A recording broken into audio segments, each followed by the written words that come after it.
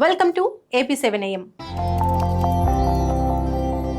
ఆకలి వేసినప్పుడు కడుపు నిండా భోజనం చేస్తే హాయిగా ఉంటుంది. కాస్త కునుకు తీద్దామని అనిపిస్తుంది. కానీ వెంటనే కునుకు తీస్తే కష్టమేనట. ఇదే కాదు, భోజనం తర్వాత మరో 4 పనులకు దూరంగా ఉండాలంటున్నారు. అదేంటో చూసేద్దాం. అస్సలు నిద్రపోవద్దు. తిన్న తర్వాత నిద్రపోతే ఆహారం సరిగ్గా జీర్ణం కాదట.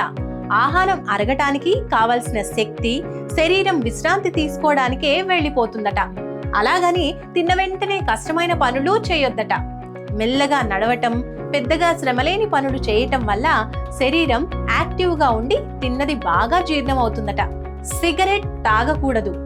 సిగరెట్లు తాగడమే ప్రమాదకరమైంది.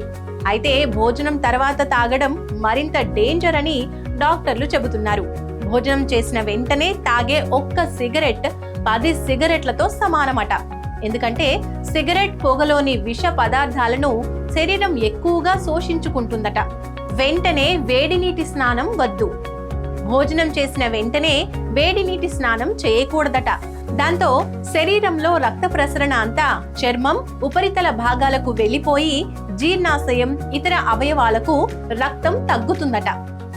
ఫ్రూట్స్ కూడా తినకూడదు.